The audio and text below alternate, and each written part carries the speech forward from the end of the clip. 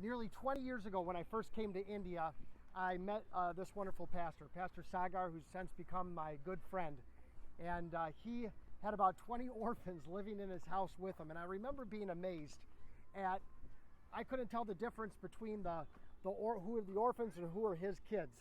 They just all jumped up on him and loved him so much. And then Sagar brought me here. And he had a plan, he had a vision, that one day this piece of land that had been donated to his ministry would be the center of hope, a place where orphans can find a family, a place where we can train young men to be pastors in surrounding villages, a home for widows, and now even a school for 100 children from the surrounding areas. The children that are poor and otherwise would not be able to attend school here at the Center of Hope. So Pastor Sagar is seeing his vision unfold. There's still a lot to do, but a lot has been accomplished, and a lot of wonderful things are already happening right here at the Center of Hope in Guntur, India.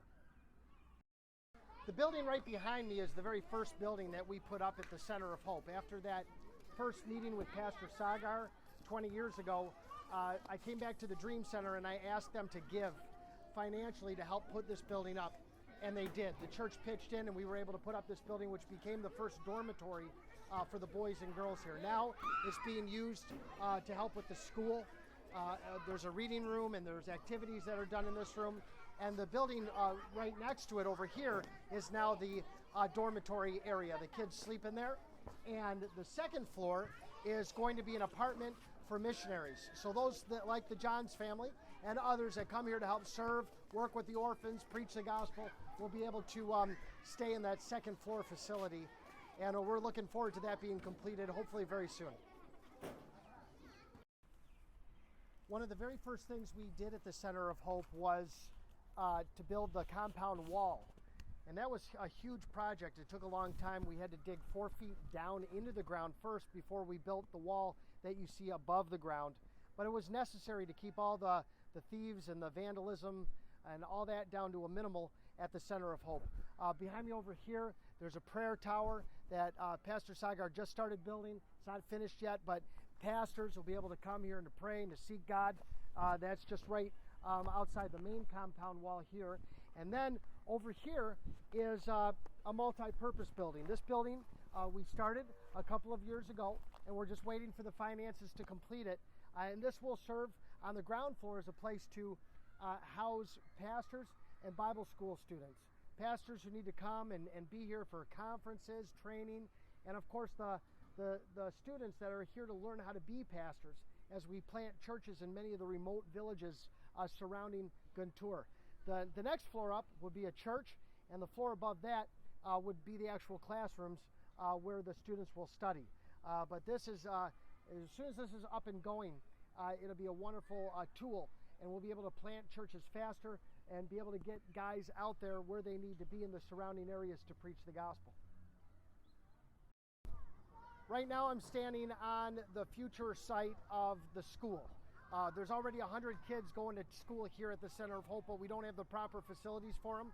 So you can see the posts surrounding me that have already been put in, and this will be the future school building.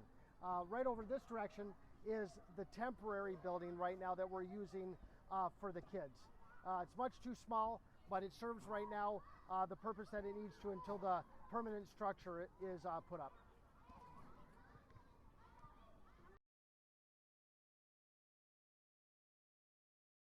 I'm standing here with two of the boys at the Center of Hope here in Guntur, Nani and Mahesh. They're both brothers, 10 years old and 9 years old, and they came here to the Center of Hope 5 years ago. Their parents had a volatile relationship, and they got in an argument, and their father ended up killing their mother. Their father went to prison.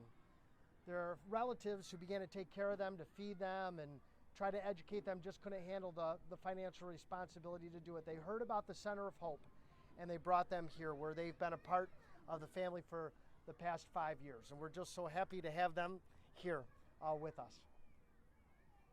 This is Indra. Indra is 12 years old, and she came here to the Center of Hope 6 years ago.